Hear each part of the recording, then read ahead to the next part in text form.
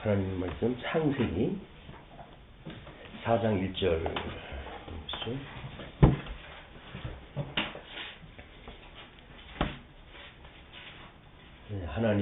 아담이 그 안에 하와와 동침하매 하와가 잉태하여 가인을 낳고 이르되 내가 여호와로 말미암아 등남하였다 하니라.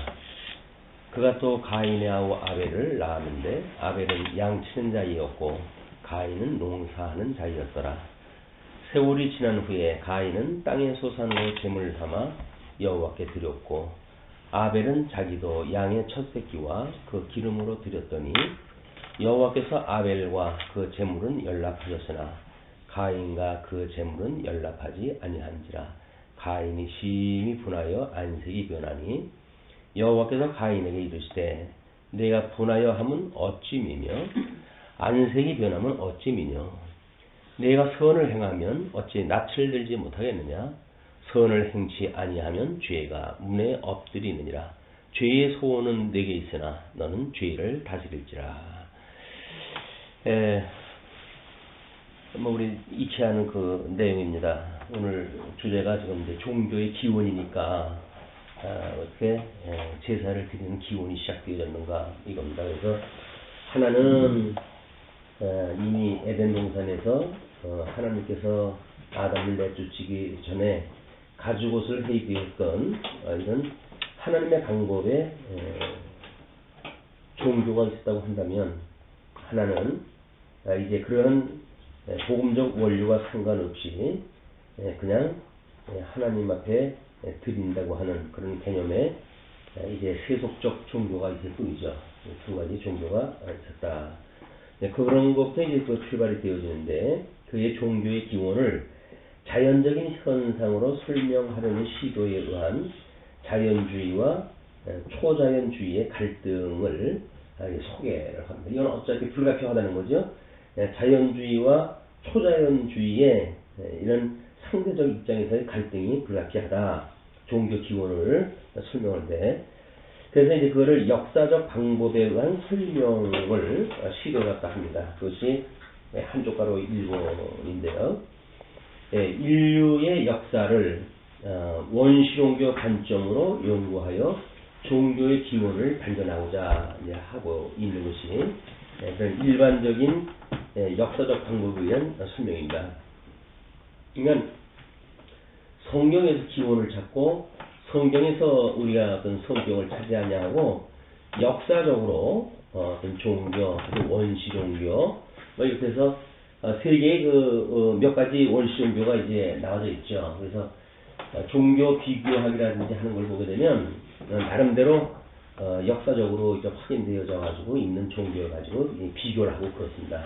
그거는 전혀 성경에서 말하고 있는 어떤 종교의 차원과는 다른 이런 그 내용을 볼 수가 있는데 이게 진화론을 기초해 가지고 최고형이나 원시력을 찾거나 이렇게 하는데 그 결과는 많은 오류가 있다.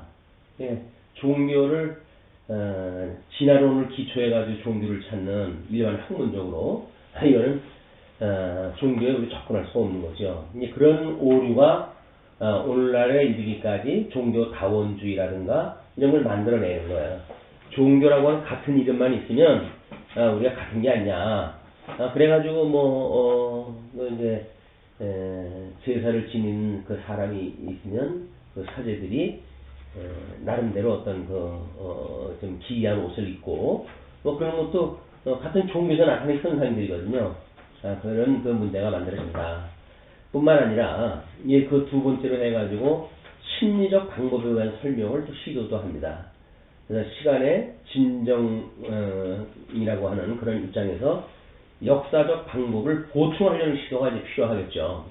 자기네들이 봐도 이제 역사적 그 맥락으로 봤을 적에는 근거도 그렇고 확실성이 없기 때문에 그런 거에 어떤 나름대로 보충하려는 시도가 심리학적 방법으로 사람의 영적 성질에 있는 종교의 원천을 찾고자 하는 거예요. 그런데 우리는 늘 이야기하지만 심리라고 하는 것과 이 영적 성분하고는 전혀 다른 겁니다.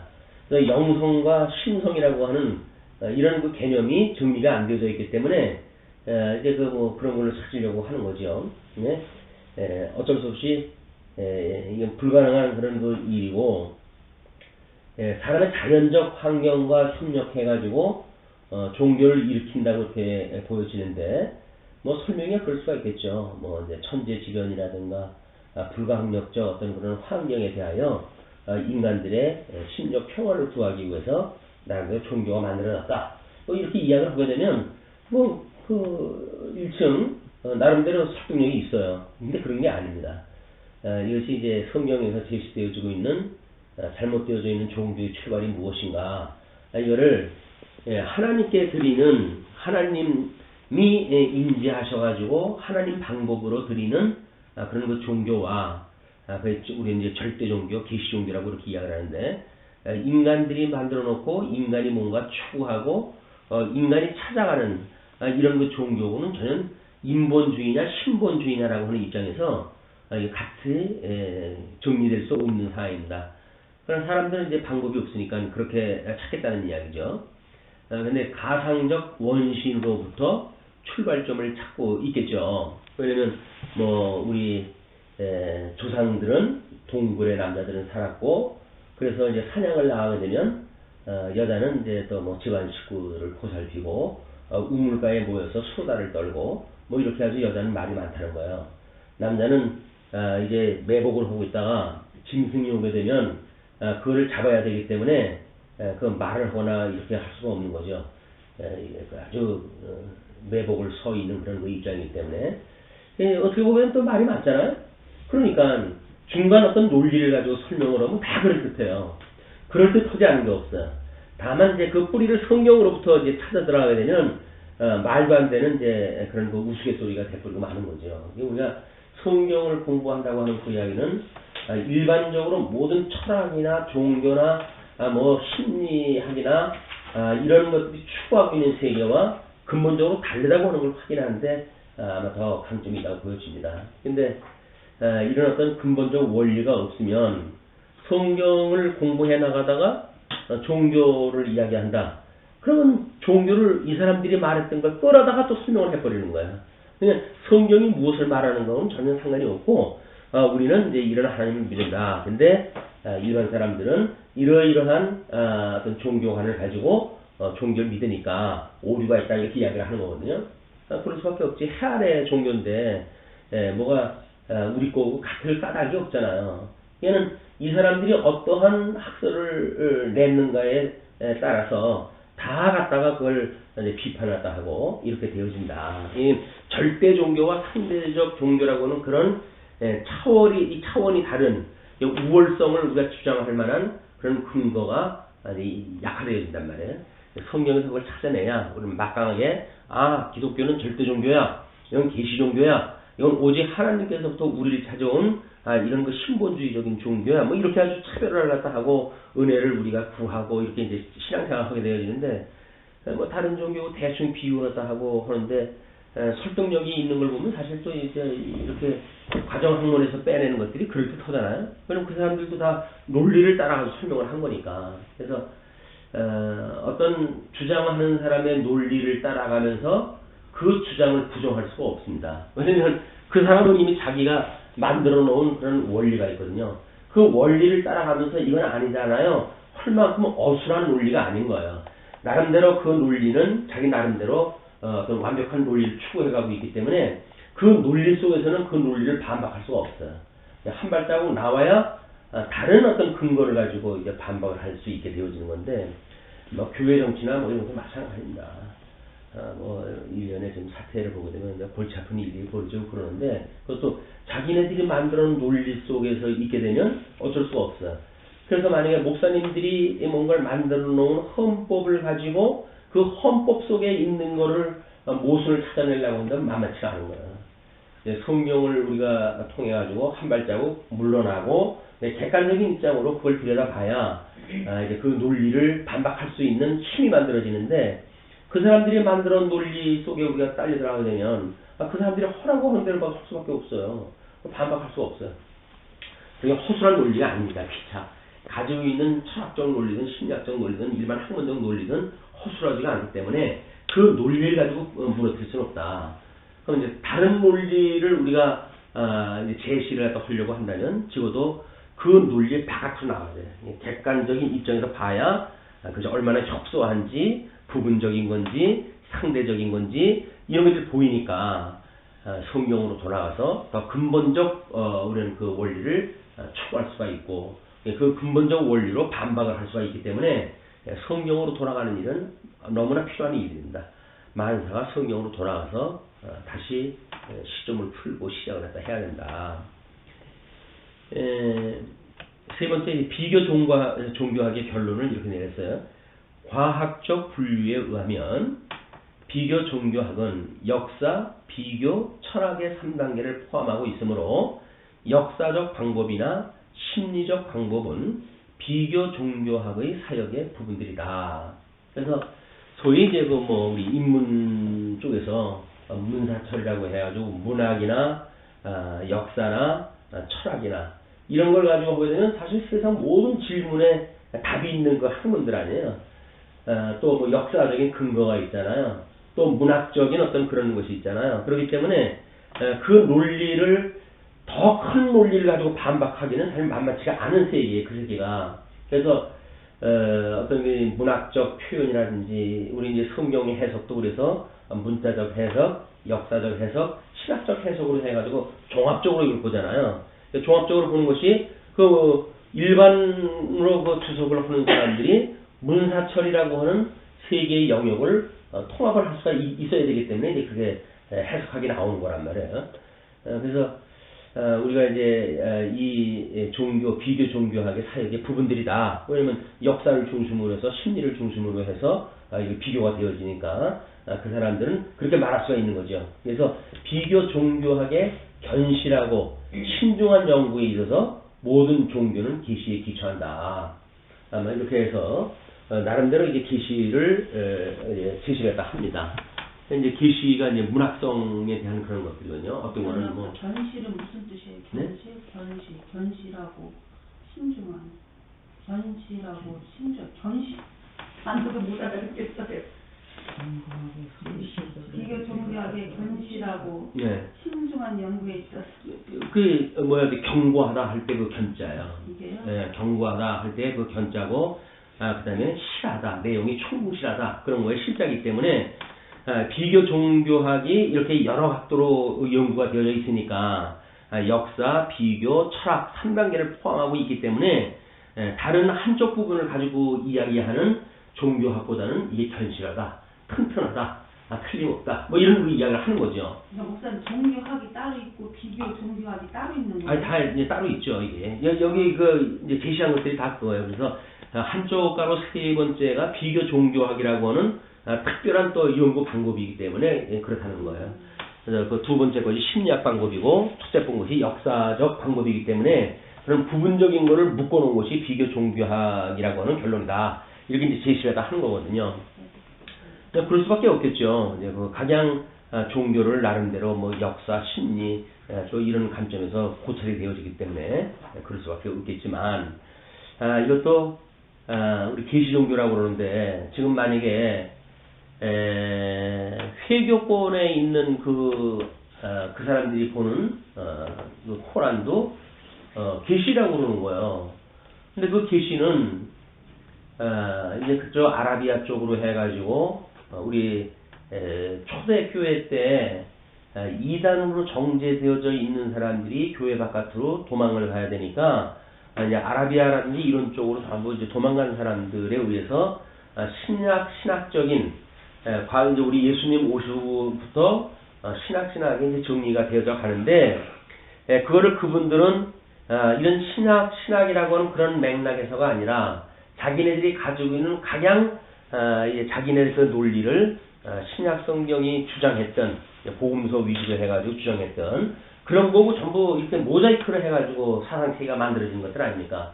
그 사람들이 아라비아 반도 여기저기 구석으로 전부들 숨어 들어갔어요. 그 중에 하나가 우리 이제 마호메토라고 하는 그 사람이 이제 그런 어떤 계시관, 종교관 뭐 이런 것들이 그때 일대의 문화들이니까 어떤 사람하고 접해가지고 우리가 사는가에 따라서 그런 문화를 가질 수밖에 없어요.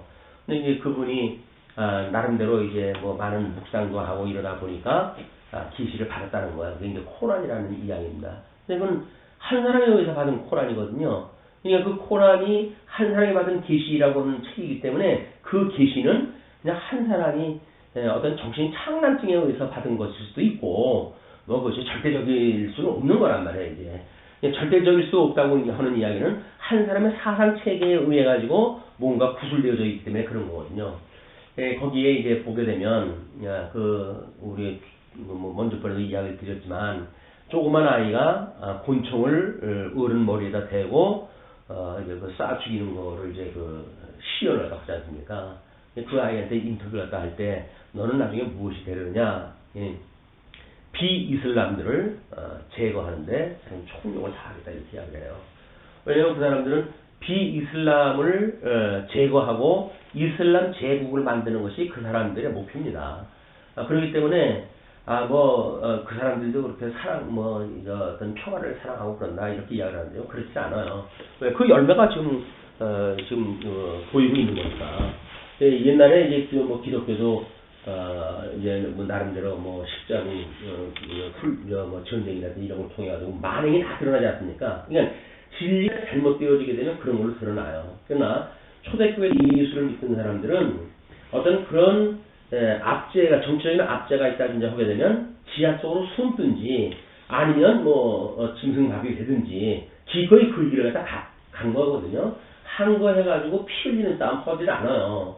근데 그 잘못되어져가지고 이제 십자군 뭐 전쟁이 뭐니 해가지고 마치 기독교가 맞서가지고 사람 죽이면서 뭘 승리해가는 것처럼 만들어가지고 우리 종교개혁자 칼빈도 뭐 제나바시를 이제 성추화한다는 명분하에 수많은 사람들을 죽이고 뭐 추앙시키고 하는 그런 그 오해가 있게 되어진 겁니다.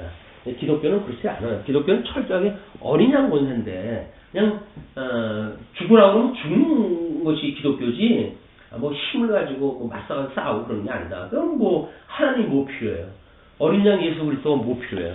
자기네들 그렇게 다 자기네들이 전쟁을 해서 이길 거라고 한다면 그게 아니라고 하는 그거는 이제 우리가 그런 역사적 고찰이라든지 또는 우리 이제 성경에서 게시되어져 있는 이런 그 내용들을 뭐 사도 바울 뭐 감옥에 뭐 집어넣으면 들어가잖아요. 아니면 다른 사람이 뭐 도망가게 하면 강쥐라도 타고 이제 뭐 도망을 한다든가 이렇게 되어지기 때문에 뭐 맞서가지고 싸운다든지 그런 건 없습니다. 그냥 기독교에서 어떤 그런 그 교회에서 싸움이 있다 분란이 있다라고 하는 그 이야기는 철저하게 이 열매가 뭐가 잘못 맺고 있는 거예요. 그러니까 말씀이 뭐가 잘못되어져 있으니까 그런 일들로 드러나지 기독교의 기본 복음 예수 그리스도의 그 복음을 우리가 만나게 되면 전쟁이라고 하는 걸 할 수가 없는 것이 이 기독교입니다. 그래서 이제 이런 그 어떤 그 복음의 기본에 우리가 충실하다고 하는 그 이야기는 실질적인 삶 속에도 마찬가지죠. 그런 걸 가지고 뭐 어떤 시비를 가지고 뭐 내 주장을 피기 위해서 다른 사람을 모함하고 뭐 이렇게 하는 것이 그게 아니에요. 그냥 모함을 보게 되면 그냥 애매히 그냥 욕 먹고 뒤 돌아서 가지고 기도하고 그런 거예요. 그것이 하나님께서 우리에게 주신 특별한 기독교라고 하는 종교다. 사실은 기독교라고 하는 건 종교도 아니죠. 세상 사람들이 종교라고 하는 차원으로 그걸 이름을 지어놨으니까 나름대로 상대적으로 기독교도 종교라고 하는 이름으로 이제 평가가 되어지지만 이 어떤 마루종자 아니 마루종자 이건 제일 의심되는 가르침이라는 이야기인데 그냥 그런 출발에서부터 잘못되어지게 되면 뭐 기독교도 가르침이 있는 거고 불교도 가르침이 있는 거고 다 그런 거 아니냐 뭐 이렇게 이야기를 해가지고 어떤 그 문자적으로 이제 접근이 되어질 수가 있는 거죠. 아니 게 아니라 마루종 가장 그 으뜸이 되는 그런 그 가르침이 있는 거를 종교라고 그러기 때문에 기독교가 가장 으뜸이라고 하는 그 마루가 아니잖아요. 이렇게 여러 개가 있는 중에 가장 위가 아니잖아요. 이건 절대적인 거니까 다른 거고 비교할 수 없는 절대 공간에 이것이 주어지는 거지 어떻게 뭐 이렇게 차별화되어지거나 그래서 뭐 겨우 우월성이나 이 주장을 갖다 하는 그런 개념이 아니다. 절대적 차원에서 구별이 돼야 되는 거죠. 모든 일반 그 종교와 기독교를 상대적으로 놓을 수가 없어요. 그렇기 때문에 기독교는 절대적인 종교고 그 다음에 일반 종교는 상대적인 종교니까 지네들 나름대로 이제 고급 종교냐 아니면 원시 종교냐라고 하는 걸 구분할 수 있겠지만 기독교를 거기다 넣어가지고 이거 분류한다는 얘기는 말이 안 됩니다. 그래서 이제 그 계시라고 하는 차원에서의 그런 그 맥락을 보게 되면 이제 이 계시라고 하는 건 뭘 주장을 하냐면 이 고등 종교는 경전이 있다는 거예요. 경전이 그 경전을 이제 이 사람은 계시라고 총칭하다 하는데 아무 불교적 이 경전이라든지 하는 그거는 계시가 아니잖아. 많은 시간을 거쳐가지고 철학적 사고에 의해 가지고 이제 만들어진 경전이기 때문에 성경도 마치 그러면 많은 사람이 그때의 사상을 가지고 이렇게 하지 않았냐 이렇게 본단 말이에요. 성령께서 성령 하나님께서 직접 우리에게 어떤 영감을 줘가지고 이거를 쓸 수밖에 없는 모든 여건을 만들어 가신다고 하는 이런 그 환경이 배제되어지고 다른 계시처럼 사람이 자기 사고를 가지고 썼다고 하는 개념으로 보게 되면 그게 보여지죠. 그러나 기독교는 그렇지 않습니다. 기독교의 그 계시는 철저하게 성령의 감동에 의해서 영감설이라고 그러잖아요. 그 감동에 의해서 주어졌기 때문에 원본에 관한 한 이것은 1.1핵이라도 더하거나 감할 수 없는 무어하다. 성령은 이 틀린 데가 없다는 거예요. 그것이 우리가 지향하는 성경관이기 때문에 성경은 해석하기 나름이지 이렇게 하면서 신신학자들이 접근하는 이런 그 방식은 기독교의 근간을 흔드는 거야. 이 계시관을 흔든다는 이야기는 근간을 흔드는 일이기 때문에 경계할 때 해야 된다. 그게 이제 보수주의와 개혁주의의 그런 차이입니다. 보수주의 그 진영에 있는 분들은 성경 이번에 이제 성경 그 개혁할 적에도 원래 우리 신약 성경은 70인역 이런 거 중심으로 해가지고 이제 번역을 하고 그러잖아요. 그러면 원본에 충실하게 번역하는 것이 번역의 원칙이에요. 근데 거기 보면은 70인역 중심으로 만약에 번역을 한다면 여호와라고 하는 이름 다 없잖아요. 왜? 그 사람들은 그걸 묵음으로 취급했다 해버렸으니까. 그래서 아도나이라고 하는 이름으로 그걸 써야 되기 때문에 난리가 났잖아요. 이제. 그래서 우리가 바른 성경을 우리 그 보수주의 몇 교단에서 만들어낸 거는 이 사람들이 그런 시도라도 하기 때문에 이 사람들 언젠가는 이제 이 꿈을 이룬다. 그래서 여호와라고 이름 다 빼버리고 이렇게 되어지게 되면 하나님의 이름인데 그걸 과거로 돌아가가지고 2000년, 2000 몇백 년 전에 있었던 70인용으로 돌아가가지고 아도나이라고 하는 이름으로 이제 우리 하나님을 불러야 될 때가 오니까 성경이 나의 이름이다. 그걸 이렇게 지시를 했다 했는데 그 하나님의 이름을 그때 시대적 배경으로 여호와라고 하는 이름을 우리가 부를 수가 없으니까 그냥 여호와라고 하는 그 문자가 나오게 되면 그냥 우리가 묵음을 하고 지나가 버렸단 말이에요.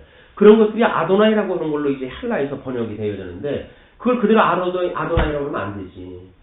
이제 여호와라고 하는 걸 복원을 갖다 해야 되는데 그래서 이제 여호와라고 하는 이름은 야훼니 이런 그 문자가 과연 그 과거의 문자가 뭐냐. 그러니까는 아도나이 어떤 주가 되신다라고 하는 그런 개념을 이 하나님의 이름으로 듣는 거는 불경스럽게 짝이 없는 거다. 왜? 아니 집안 주인도 주인이고 우리 예수님도 주님이라고 그러고 자기는 어떤 그런 사회적인 지도층에 있는 사람들 다 주님이라고 그러거든요. 그러니까 절대자이신 하나님을 일반화시켜버린단 말이에요. 일반화시킨다는 이야기는 기독교를 헐겠다고 하는 어떤 음모가 숨어있는 거기 때문에 보수주의가 결사적으로 이제 반대를 했고 할 수 없이 당신네들끼리 따로 성경을 번역하다 했어요. 그것이 다른 성경으로 이제 제시가 되어진 겁니다. 그래 이제 우리 이번에 그 개혁 개정도 여호와라고 하는 이름을 빼는 것이 이제 어떤 저항에 부닥치니까 그거는 그대로 투자해가지고 여호와라고 하는 이름이 아직도 남아져 있는 거예요. 이제 그 개혁 개정에.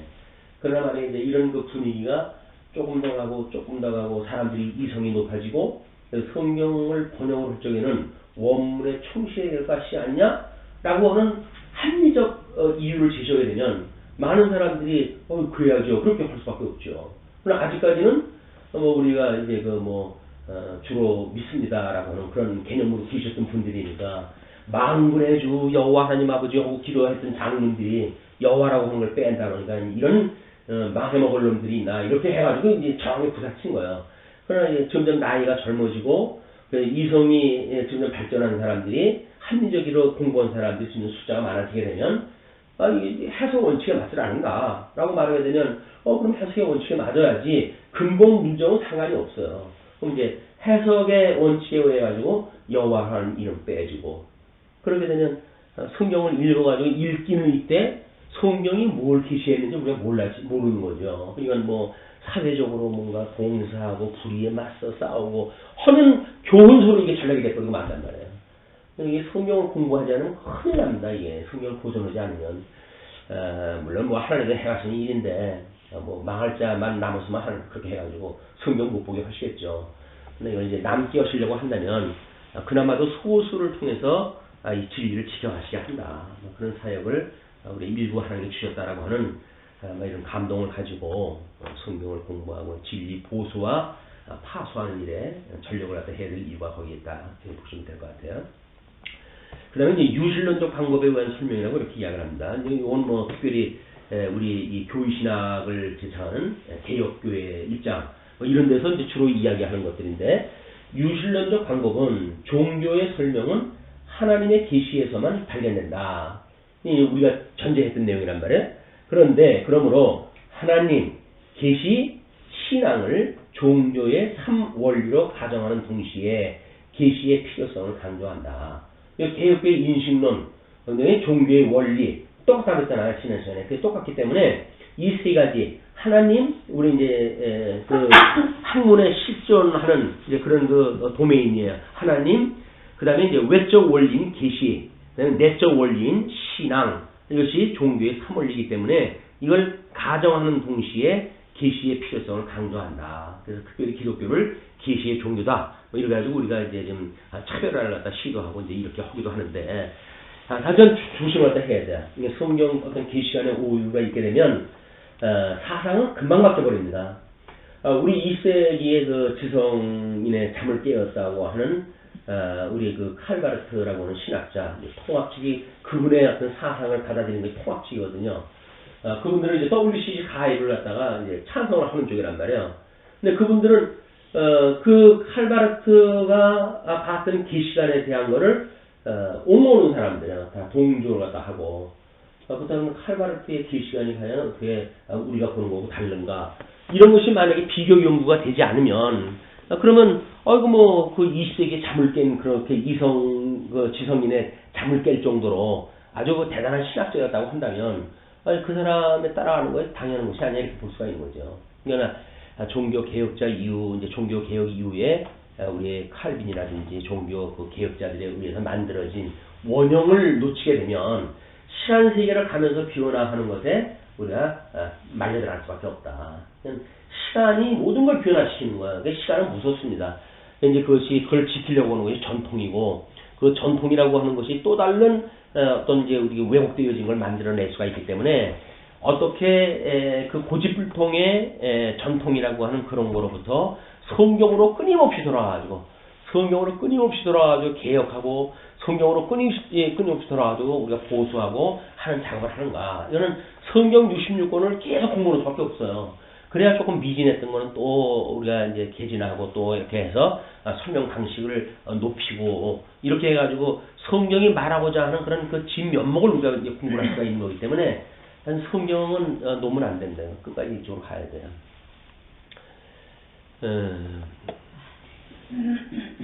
그래서 이제 계시의 필요성을 강조한다. 그렇다고 한다면 네 번째 이제 종교의 좌소의 문제는 그럼 어디인가라고 하는 문제가 165쪽에서 165쪽까지 소개가 되어지는데 종교의 좌소 얘는 위치하고 있는 장소로 다 이야기하는 거죠.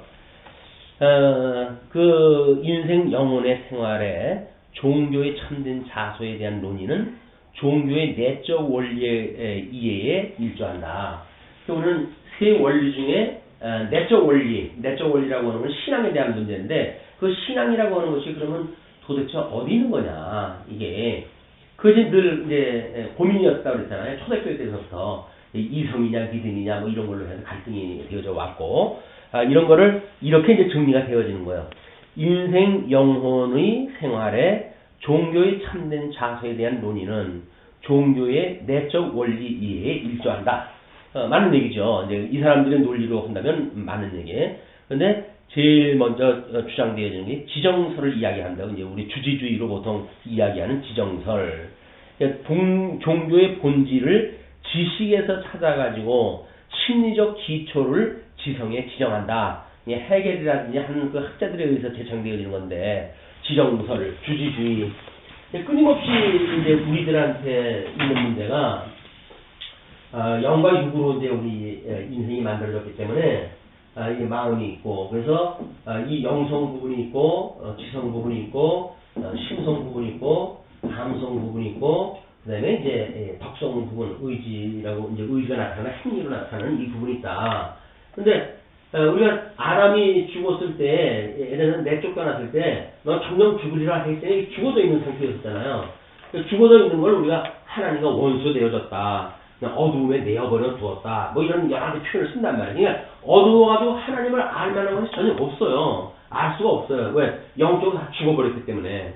그런 그 죽은 자를 둘째 아담이신 예수님이 이걸 다시 살려주신 거예요. 이제 예수님이 그 모든 율법의 저주를 이제 안에서 죽으실 때 우리가 함께 죽고 거기서 부활에 참여할 때에 우리가 거기에 참여가 되어진 거다. 그래서 우리 영이 다시 살아났다라고 하는 걸 우리 중생이라고 그러고 이걸 우리가 중생이라고 그러잖아. 이렇게 중생되어져 있는 영을 가지고 있는 사람을 중생이라고 한다.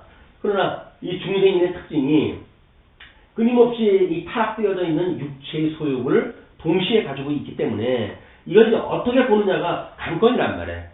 아주 육신을 벗어버리게 되면 이야기하기 쉽죠. 왜? 전부 신령한 걸로 설명을 하면 되니까. 근데 육신의 소욕이 그대로 있는 가운데 우리가 종교를 말할 수가 있고 인간의 도덕을 말할 수가 있고 이렇게 하느냐가 이게 끊임없는 이 관건인 거야. 근데 이제 우리가 이걸 마음이라고 했잖아요. 이걸 마음이라고 했고 이거 영과 육과 그 영과 육을 묶어내는 것이 마음이라고 그랬는데 이 마음은 우리가 이제 기억과 그 다음에 생각과 그 다음에 감정이 깃들이는 곳 아니면 그것이 드러나는 곳 이걸 우리가 마음이라고 한단 말이에요. 그 마음이라고 하는 건 이 마음이니까 이 마음에 이 기억 부분이 이제 지성 부분이에요. 그 다음에 이 생각 부분이 마음이란 말이에요. 이걸 이제 과거 일반 학문학에서는 심리학이라고 이렇게 이야기하는데 심성, 생각이 어디에 깃들이는가라고 하는 문제도 중요한 겁니다. 왜냐면 우리는 착각을 하기를 생각이 기억 아니에요 이렇게 이야기를 하는데 그렇지는 않단 말이에요.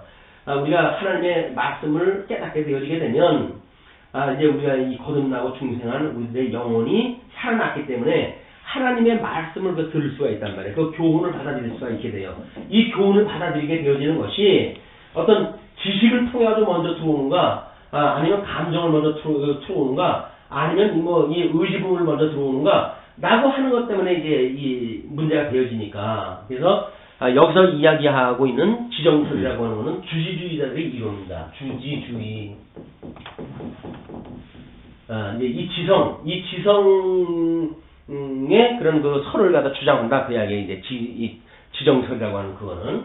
그 다음에 또 하나가 이제 그 두 번째가 의지설이에요. 의지설. 그건 종교를 도덕적 행동으로 정의하고 그 좌소를 의지에 탐구한다. 이건 칸트라고 하는 신학자가 이제 그 철학자들이 추구했던 거란 말이에요. 의지 부분. 우리는 지정의라고 하는 마음과 영과 육과 조화를 이루어서 이렇게 만들어내는 영역이 마음의 부분인데 마음의 영역은 지정의를 만들어낼 수 있는 이 좌소란 말이에요. 좌소. 근데 이 좌소를 요쪽 부분에만 두느냐, 요쪽 부분에만 두느냐, 요쪽 부분에만 두느냐, 라고 하는 것 때문에 이게 갈라지는 거 아니겠어요, 이게. 그게 아니라, 우리가 끊임없이 이야기하는 건 하나님의 말씀을 우리가, 이걸 이제, 선지자를 통해서, 우리한테 주시게 되면, 이걸 먼저 깨닫게 되어진다 그러잖아요. 우리의 생각이 이걸 깨달아, 알고, 그 다음에 믿어, 그 다음에 경외하게 된다, 라고 하는 거란 말이에요. 성령 하나님께서 우리들한테 계시의 말씀을 먼저 깨닫게 하셔야 돼요. 이 생각이라고 하는 것이 이거는 생각이라고 하는 것이 이 깨달음의 그 종교이기 때문에 어떤 머리로 이렇게 이해하고 하는 그런 개념은 다른 거예요. 근데 우리는 이런 것을 만약에 이 지성에다가 이 좌소를 두신 분들은 만약에 이것이 지금 지성 부분이니까 요거에 만약에 우리가 어떤 신경 장애가 있었다라고 하면 이 뇌 부분에 어떤 이상이 있는 거 아니에요. 그럼 신앙의 자소가 거기에 있는데 그럼 그 사람의 신앙은 어떻게 되어지는 거냐? 이런 이제 오해가 만들어지는 거란 말이야. 근데 이거는 이게 뇌라고 하는 그거는 흙으로 만들어진 그 우리의 생체적인 기구인데 거기에 기억되어져 있는 어떤 정보가 그 신앙하고 뭐 무슨 차이가 이제 어떻게 그걸 동질로 놓을 수가 있기 때문에 이런 뭐 예를 들어서 이제 뭐 예수님을 믿다가 반신불씨가 된다든가 이제 이런 그 사태가 있을 수 있잖아요. 우리 광주 교회에 갔을 때 제가 이제 삼일체에 대한 걸 신학연구원에서 발표를 갖다 했는데 그 권사님이 풍을 맞으셨어. 그래서 이제 그때 막 그래도 회복기가 돼가지고 목사님들 온다 그러니까 이제 거기 참석하다 하셨었는데 그러면서 저보고 하시는 말씀이 목사님 제가 이렇게 살아요. 근데 이렇게 이야기를 하시더라고. 권사님 그런 말씀 마세요. 권사님이 가지고 계신 신앙은 우리들의 뇌에 있는 게 아니에요. 반수 어떤 반신불수가 된다고 해가지고 어떤 이런 그런 그 뇌의 기능이 있는 게 아니다. 마음에 있는 거예요. 마음. 그 마음은 어떤 이런 육체적인 그런 거에 결부되어지는 장기가 아니에요. 그냥 그런 생각하지 마세요. 그냥 그거는 내가 감기하면 알았다 하는 거 다를 것 같습니다. 똑같은 거예요. 예수 믿는 사람이 감기 걸리게 되면 그럼 그 사람은 신앙이 뭐 잘못되어진 건가요? 그런 거 아니에요. 그렇게 믿으면 잘못 믿으시는 거니까 마음 편하게 하시라고. 그렇게 위로를 갖다 해드렸지만 100이면 100 다 그렇게 생각을 해요. 그러니까 정신과 가는 걸 우리가 이걸 괜히 꺼려하고 그러는 거예요. 이게 왜곡되어져 있는 종교의 좌서 문제 이것이 정리되지 않은 한 우리는 자유를 누릴 수가 없어요. 일반 학문에 꽁 붙잡혀매가지고 그 사람들이 추구하는 대로 우리가 따라갈 수밖에 없다. 그러니까 성경에서 말하는 것이 무엇인가 우리가 분명히 알아야 그 사람들이 그렇게 말하면 너나 그러고 살아 이렇게 되어 있을 텐데 그렇게 할 수가 없으니까 그런가? 아주 코가 빠져가지고 이제 우리 신앙생활 한단 말이에요. 아니 영원한 전에 이미 우리가 하나님의 자녀로 인치심을 받은 백성들인데 아니 70년 80년 살다가 장애가 생겼다고 해가지고 그렇게 되어지겠어요? 그럼 예수 믿다가 교통사고 나가지고 다리 하나 절단하게 되면 천국에 다리 하나 잘라버리고 가나? 이렇게 이 오류가 된단 말이에요. 그런 게 아니다. 제발 이런 아주 표면적인 이런 입장에서 다시 정리하다 할 필요가 있다. 그래서 끊임없이 인식론을 갖다 이야기할 때 이야기를 하는 거야. 깨달아, 알고, 믿어, 정의하는 건 전부 성령의 역사다. 인간들이 해갈 수 있는 게 아무것도 없어요. 전부 성령에서 해갈 수 있는 일이에요. 성령께 우리 후히 주시는 우리의 하나님께 우리의 은혜를 구하자. 이게 전부 은혜예요. 은혜로 이것이 다 이루어지는 거지. 여기서 우리 이제 먼저 보낸 요게 있잖아요. 감정 부분을 들어가야 되면 그래 깨달은 이성이 우리 신앙의 자소다. 인식의 어떤 그런 자소다 이렇게 이야기를 했기 때문에 요거에서 이제 혼적 기능 또는 정신적 기능 이런 게 다 나온다고 이렇게 이야기를 한 거예요. 그래서 정보가 들어가게 되면 우리가 이 영성으로 지혜가 있게 되어지는 여기서 만들어지는 것이 지정의라고 하는 자동 발생되어져 가는 것처럼 이렇게 이야기했는데 자동적으로 하는 거 없습니다. 깨닫는 것도 성령께서 깨닫게 하셔야 되고 아는 것도 우리 주님께서 성령께서 알게 하셔야 되고 믿어지는 것도 주님께서 알게 하셔야 돼요. 우리가 자동적으로 이거를 머릿속에 집어들어가게 되면 일반적으로 그러잖아요.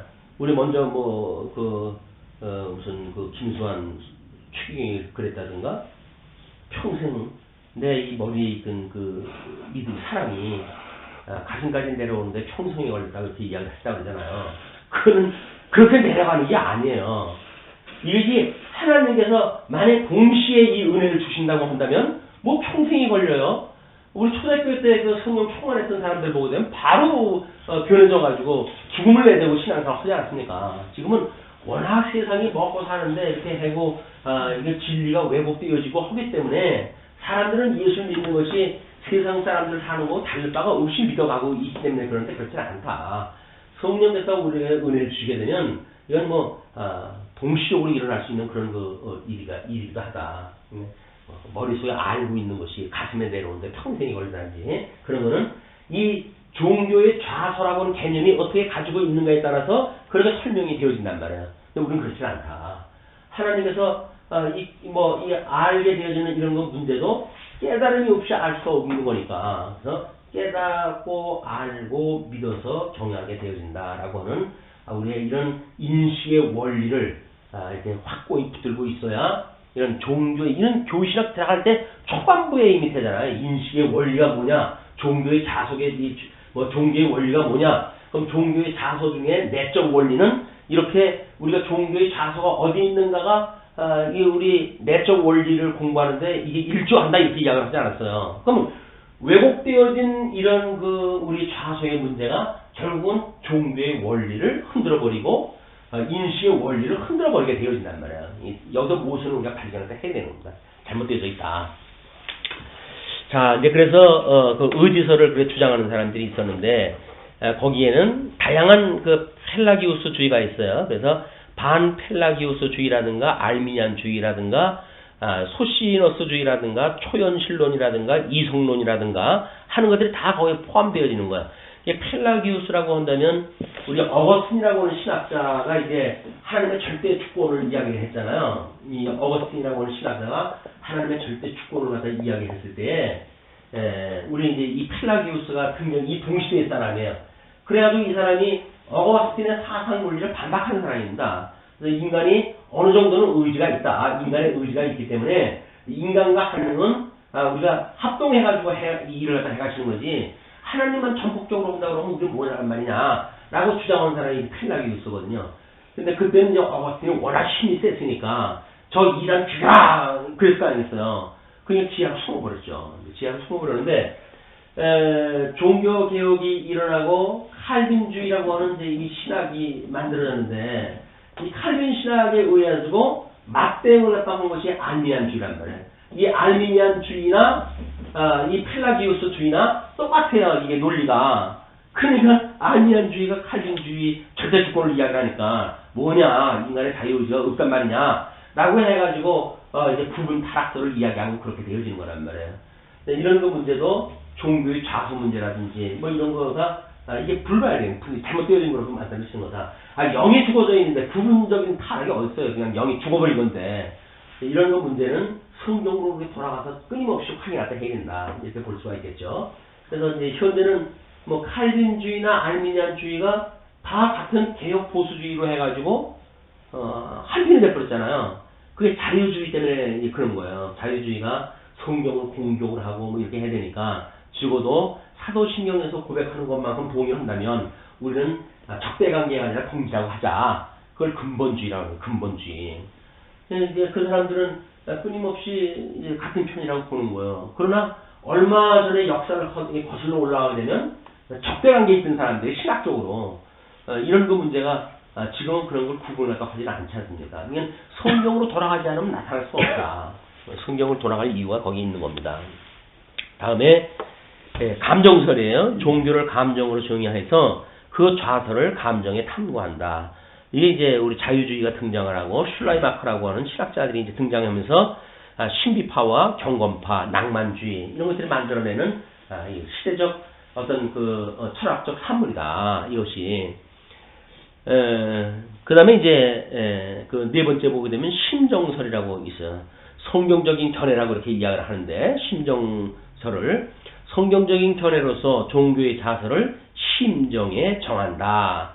그 심정이라는 건 하트라고 하는 게 마음이라고 하는 얘기예요. 그러니까 우리가 말하고자 하는 것하고 뭔가 이제 그 동질의 좌소를 이야기하는데 이 구분이라든지 이런 것들에 대해서는 아직도 이제 좀 분명하게 나타나지는 않는다. 신학적 지식의 주요한 내적 원리인 신앙은 심정을 좌소로 하여서 운동하면서 지정의의 여러 요소를 포함한다. 우리가 말하는 건 논리 아니에요, 이게. 그러니까 우리는 이걸 구체적으로 도해로 설명이 될 수 있지만 이분들은 이거를 뭐 장황한 어떤 그런 게 이제 글로 설명이 되어져 있기 때문에 일반 우리 개혁교에서도 이걸 수용을 한다고 하면서도 결국은 이 똑같이 이 주지주의자들이 이야기하는 것을 받아들이거나 그럼 주지주의자들이 등장했던 거를 과거에 뭐 이제 이론 또는 교리, 암송 이런 걸로 시작되어진 거 아니에요? 암기를 하면 된다는 거 아니에요? 성경 구절을 이 암송하는 것도 주지주의적인 요소가 있는 거예요. 성경을 우리가 암석으로 기억을 갖다 해놓으면, 거기다 이제 그 입력을 시켜놓으면 하나님께서 그걸 생각나게 한다. 뭐 이렇게 해가지고 필요할 때 하나님께서 우리한테 힘을 주신다. 이렇게 이야기를 하는데, 성경 구절이, 흐트러져 있는 성경 구절이 우리한테 그렇게 한다는 것은 사실 의심스러운 거예요. 성경의 계시의 말씀이 무엇인가 우리 본질을 보지 않냐고 성경 그 뭐 수많은 요들 중 하나를 붙들고 이렇게 한다는 이야기는 기지주의적인 그런 그 이유가 있는 거다. 근데 그렇게 한쪽에 치우치니까, 그러니까 우리나라에 이제 신비주의가 들어오고 오순절 신학이 들어오니까 장로교회 난리가 난 거예요. 새벽 기도 때 뭐 기도 오래 하다 보면 방언도 나오고 그러잖아요. 근데 방언 좀 얼마 넘은 목사님들이 절제하세요. 절제하세요 하면서 방언을 못 해야하는데, 그냥 뭐 우리 그 오순절 주의가 들어오서부터 걔만 방언을 못하지 왜 방언을 못하냐라고 해가지고 그냥 털어놓으니까 완전히 뚝 떨어지듯이 털어져가지고 방언하는 사람들 전부 걸려가는 거예요. 이 장로교가 쑥아려버린 거예요. 오순절 주의의 모든 사람들은 장로교에서 빠져나간 사람입니다. 이게 기지주의라고 하는 어떤 한정되어져 있던 사람들이 뭔가 감정적으로 해가지고 뭔가 믿긴 믿는 것 같고 아는 건 아는 것 같은데 감정이 뜨겁진 않고 예수님 만난 것도 같진 않고 이런 생각이 드니까, 근데 여기서 뜨거운 성령의 맛을 봐라 해가지고 그냥 외치니까 그냥 썰물 빠져서 빠져나가는 거예요. 그때 신비주의에 맛본 사람들은 그 맛이 보통 맛이 아닙니다. 방언을 갖다가 뭐 해가지고 뭐 방언을 하면서 방언으로 해가지고 뭐 외국 여행을 선교 여행을 하는데 그 통관을 하는 데서 통관을 못할 건데 자기가 방언으로 막 이야기했다 했더니 어떤 그 지나가는 사람이 그 통역하는 사람이 등장했다 해가지고 막 또 통역을 갖다 해줘가지고 그 선교 여행에 성공이 했다든지 뭐 이런 그 이야기들이 예화가 수없이 있어요. 진짜인지 만들어진 이야기는 아무도 몰라요. 그 사람들이 쓰는 거지만. 그런데 방언이라고 하는 것이 무엇이냐에 대한 문제는 원천적으로 접근되어지는 것은 흔치 않아요. 이걸 이제 우리 뭐 성경신학 뭐 박 목사님이 방언이란 무엇인가 아주 맹가네요. 그래가지고 2단 3단 뭐 난리가 나고, 왜 이 소중한 이 나의 이 체험을 저 인간이 뭔데 이걸 갖다가 이걸 개참을 만들어 놓냐 이렇게 배우고 그러니까. 그래서 이 주종주의, 여기서 말하는 주종주의, 칸트라든지 이런 사람들이 주의주의, 이런 게 문제인 거예요. 어떤 파편적인 걸로 보는 그런 한계가 있기 때문에 기독교에서는 이거를 지정의라고 하는 전인적 이런 거를 우리 자서로 본다 라고 했기 때문에 요거는 나의 주장이 아닌 거예요. 요거는 우리 성경신학적인 인식론 종교의 자서 문제는 인격, 전인적으로 이것을 우리가 둬야 된다라고 하는 그런 관점은 이미 교의신학에서 밝혀 나오는 거란 말이에요.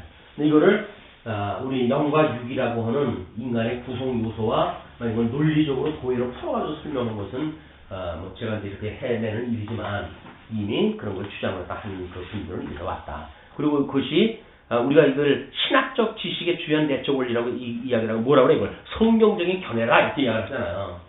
이미 보수주의 입장에서는 성경적인 이 신학의 좌소, 종교의 좌소라고 하는 것이 이분들이 주장을 하는 거예요. 그러니까 이걸 구체적으로 모르니까 뭐 이상한 말을 한다 이렇게 이야기를 하지. 이런 걸 공부해보게 되면 저거 언제 누구도 그런 얘기 했는데 이렇게 이야기할 거 아니겠어요. 그래야 우리 목사님이 이야기하는 거는 뭐 과거의 어떤 그 전통적인 신학자들이 이야기한 거로구나. 또 특별히 개혁주의에서 성경적인 견해라고 이렇게 인정을 한 거로구나. 이렇게 해야 뭔가 좀 확신이 오잖아요.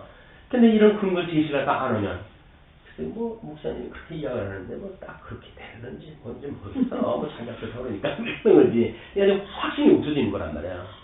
이덕성이를 어떤 그런 발언자로 보게 되면 확신이 없어져 버리죠. 사람들이 그래서 그런 걸 알기 때문에 성경을 뭐 이야기하든 뭘 말하든 전부 철학자 이야기는 신학자 이야기는 전부 그 인용을 밝히는 거예요. 아무리가 이렇게 말했다. 내가 말한 거 아니다. 나보다 더 연구하고 더 뭐 깊은 그런 그 신학을 가지고 있는 분들이 설명을 했다. 라고 하는 걸 증거를 다 헌 말이에요. 근데 우리는 성경이 말하는 거 아니에요. 성경보다 더 큰 근거가 어딨어요. 그냥 성경의 모든 근거를 갖다 제시하기 때문에 일반 학문적으로 뭘 갖다 말하는 걸 뭐 모르시라도 성경을 풀어서 이 설명이 해당되어지게 되면 우리는 그 견해를 받아들이는 거죠. 자, 그래서 이제 그 심정이란 인격적, 도덕적 생활의 초점을 의미한다. 인격적 주체가 아니고 인격적 기관을 말한다. 예, 그 기관, 인격적 기관이라고 하는 심정이라고 하는 것이 어떤 그 주체라고 한다면 자기가 뭘 해가야 된다고 생각이 드니까 그것은 아니고 인격적 기관이다. 성령의 역사에 의해서 나타나는 그런 기관이라는 얘기죠. 신학적 지식의 주요한 내적 원리인 신앙은 심정을 좌소로하여 운동하면서 지정의의 여러 요소를 포함한다. 그래서 이건 미주 부분에 각주 3번으로 해서 소개를 갖다 해드렸으니까 뭐 언제 보시겠어요. 뭐 성경 공부할 적에도 어디에 지금 뭐 공부할 것도 모르고 그냥 입장에서 그냥 참고로 해가지고 이렇게 해놓은 거니까 이건 연구원에서 발표할 때 이렇게 해놓은 거고 그 신학연구원 뭐 강의할 때 쓴 자료이기 때문에 근거를 제시한 거니까 그렇게 아시고 신앙의 자손은 전 인격이 자리한다라고 하는 비주얼을 어떻게 인식의 원리를 설명하는데 썼는가라고 하는 걸 살펴보시면서 그러면 우리 이제 뭐 이 인식론에 대한 걸 공부할 때 보통 설교에서 이 부분이 나왔을 적에 저거 이거 이제 알 수가 있잖아요. 그러니까 이제 이걸 공부를 해야 되는데 지난 시간에 보니까 뭐 우리 노 권사님은 완전히 너무 죄송스러워가지고 그 연세 많으신 분한테 그냥 뭐 쩍쩍쩍쩍 하는 얘기를 다 하니까는 아이고 이걸 강의할 때 해야 되나 뭐 해가지고 어떻게 이거 참 서론만 하고 막 끝을 내가지고 다시 성경으로 돌아가야 되나라고 하는 회의도 생기고 그래요. 이게 재밌는데? 재밌는데? 재밌어요? 네. 저희 천만 다행이죠 이게. 천만 다행. 그런 분들만 남아가지고 공부를 하니까 이게 가능한데 이거 권사님 무서워서 오늘 도망가셨잖아. 저녁 가서 저녁 하셔야 된다고 그러고 제가 하셨는데 이게 어떤 전제되어진 뭐 이런 지식이라든지 이런 것이 없으면 이야기가 사실 난해합니다. 그러나 한 번 듣고 두 번 듣고 이렇게 익숙해지게 되면 뭐 믿음의 선배들이 다 연구했다는 건데 그걸 한번 공부를 갖다 해놓는 거는 우리 신앙의 발전을 위해서도 상당히 중요하다 이런 생각이 듭니다. 네? 믿지 않으면 또 젊은 사람들은 이거 못하잖아요. 그렇죠. 우리는 레이들로를 외워야 되겠다. 레이들로라는 사람이 하신 그 이론을 우리 목사님께서 목표로 만든 거야. 이제 그렇게 되면 2단이라고 그런단 말이에요. 우리 개신교 개혁주의에서 성경적으로 그분들이 제시했던 내용이야. 근데 그거를 구체적으로 설명을 한 것뿐이야. 이렇게 돼야 돼. 근거가 이 사람들이 말한 거라고 기초를 갖다가 걸쳐놔야 2단은 아니구나 이렇게 이야기하죠. 그러지 않아도 어떤 사람이 물어봤더라고요. 뭐 말씀운동 서울교회라고 일억성이라고 하는 목사가 어떤 사람입니까? 어느 집사람이 그걸 갖다 보더니 깜짝 놀라가지고 이 무슨 글이냐고. 그래서 봤더니 어떤 그 헐 일 없는 분이 뭐 우리 카페까지 들어와 조사를 갖다 해봤대요. 그랬더니 지금 현재는 노회도 가입이 안 되어져 있는 그런 그 분으로서 그분이 뭐 섬기는 교회의 정관을 보니까 이 교회신학의 이런 것들을 뭐 비판적으로 수용한다고 하는 시험방정이 얘기했다 했더라. 그럼 지가 이런 분들보다 더 낫다는 얘기냐 이런 이야기를 다 해놨다고 이제 그 족을 써놨더라고. 리필을 달아놨어요. 그러거나 말거나 내버려뒀지. 그러고 한 1년 있다가 들어봤거든요. 다른 리필 달리질 않았어. 그분만 거기다 그렇게 이제 이야기를 다 적어놓은 거예요. 그래서 불쌍하신 분 우리까지 들어와가지고 볼 건 못 보고 엉뚱한 것만 보고 나와가지고도 그러고 사는구나. 얼마나 안타까워요. 이렇게 참 우리 들리는 사람들, 흩어진 사람들 뭐 이런 거를 우리 아까도 공부를 하다 했지만 돌아보고 찾고 기도하고 하는 일들은 이 시대에 우리에게 주어진 또 하나의 사명이라고 보여집니다. 그리고 영적으로 우리가 말씀을 듣고 깨달을 수 있도록 독려하고 또 방문하는 사람들로 축복해주고 이런 것이 있으면 좋겠다. 기도하시죠.